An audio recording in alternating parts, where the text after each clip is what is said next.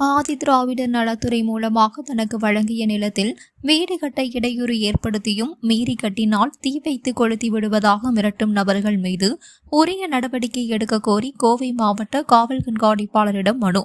கோவை மாவட்டம் கருமத்தம்பட்டி செலம்பராயபாளையம் பகுதியைச் சேர்ந்தவர் சாந்தி. இவர் கோவை மாவட்ட காவல் கண்காணிப்பாளர் கார்த்திகேயனை சந்தித்து புகார் மனு ஒன்றை அளித்தார். இதனைத் தொடர்ந்து செய்தியாளர்களிடம் பேசிய சாந்தி கூறியதாவது: தனக்கு திருமணமாகி 2 குழந்தைகள் உள்ளனர். ஆதி திராவிடர் மற்றும் பழங்குடியினர் வகுப்பை சார்ந்த தனக்கு அரசின் சார்பாக வழங்கப்படுகின்ற வீட்டுமனை கேட்டு விண்ணப்பித்ததை அடுத்து கடந்த 2002ஆம் ஆண்டு ஆதி திராவிடர் மற்றும் பழங்குடியினர் நலத்துறை சார்பாக எங்களுக்கு இலவச வீட்டுமனை பட்டா வழங்கப்பட்டது. இந்த பட்டாவை பெற்ற நான் வீடு கட்ட வசதி இல்லாததால் இதனால் வரை வீடு கட்டவில்லை. தனது சகோதரி வீட்டில் வசித்து வருகிறேன்.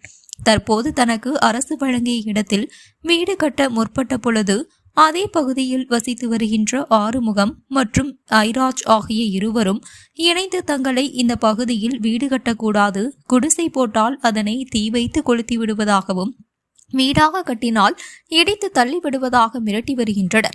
யாரிடம் இது குறித்து கூறினாலும் எங்களை ஒன்றும் செய்ய முடியாது என்று கூறி வருகின்றனர். அரசு வழங்கிய நிலத்தில் வீடு கட்ட இடையூறு ஏற்படுத்தி வருகின்ற இருவர் மீதும் உரிய நடவடிக்கை எடுக்க வேண்டும் என்றும் அரசு வழங்கிய நிலத்தில் வீடு கட்டி வசிக்க உரிய பாதுகாப்பு வழங்க வேண்டும் என்றும் கேட்டுக்கொண்டார் என்பது குறிப்பிடத்தக்கது. என் பேர் சாந்திங்க. நான் சோளக்கட்டுப்பாளையத்தில் எங்கள் அக்காங்க வீட்டில் குடியிருக்கிறேங்க. எங்களுக்கு கவர்மெண்ட்காரங்க பட்டா கொடுத்தாங்க சரம்பரம்பாளையத்துலேங்க. நாங்கள் சாலை போட போனோம். அங்கே 2 பேர் வந்து எங்களை சாலை போட வேண்டாம்னு சொல்கிறாங்க, மெட்டுறாங்க. அதனால் எங்களுக்கு சாலை போடுறதுக்கு நீங்கள் உதவி பண்ணணும், பாதுகாப்பு கொடுக்கணுங்க. எதனாலன்னு தெரியலைங்க. அவங்க இங்கெல்லாம் சாலை போடாதீங்க நீங்க அப்படின்னு தான் எங்களை மிரட்டுறாங்க.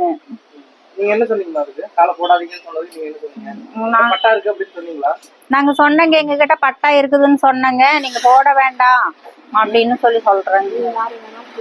நீங்க யாரையும் வேணாலும் கூட்டிட்டு வாங்க, நாங்க பாத்துக்கிறோம் அப்படின்னு சொல்றாங்க.